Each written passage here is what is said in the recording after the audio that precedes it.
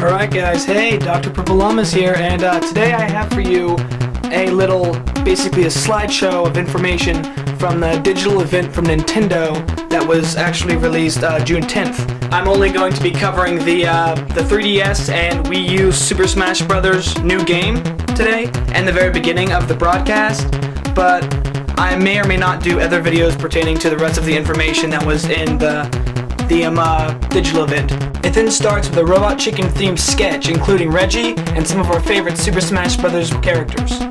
It then quickly evolves into a battle between Satoru and Reggie with a couple punches and a toss to the air later. They decide to settle it on a Super Smash Brothers Wii U brawl. Now here's where things get really interesting. The first couple things that pop up on screen are a me of Reggie and a me of Satoru, except they're in the game itself.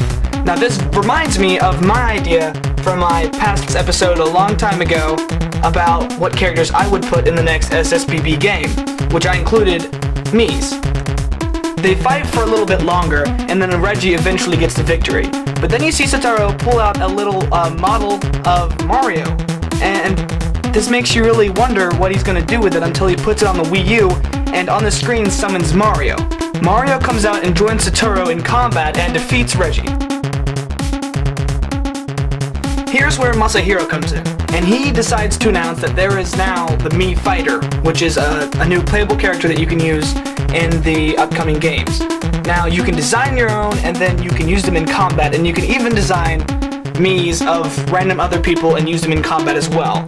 Now, they also classify the Mii's into three different move groups, basically. There's the Mii Brawler, the Mii Sword Fighter, and the Mii Gunner. Now, this also reminds me of the same thing I said in my previous episode way back.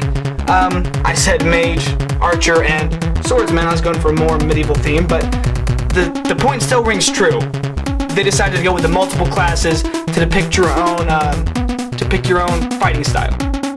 Now they start showing some screenshots and little video of the 3DS version gameplay, and we have Mega Man vs. Samus, Rosalina vs. Star Fox.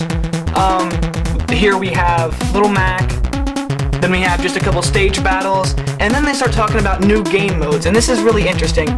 I'm not sure what's going on here, but as you can see, it goes from this to this, and more gold falls on the other side, and that's the bottom screen, while the top screen goes from easier to harder, and it says spend more gold to increase difficulty and quality of rewards. So I think that's just really interesting that you can up the own ante of whatever type of gameplay this is.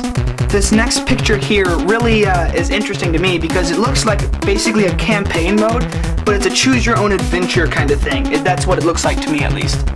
Next we have just a winner screenshot of Mario. Then we have gaming results between Mario, Donkey Kong, Pikachu, and the Wii Fit Trainer. Next we have Star Fox beating up on the sandbag. Then we have the two different categories for the main gameplay, For Fun or For Glory. If you click on For Fun, it goes to For Fun Smash or For Fun Team Smash.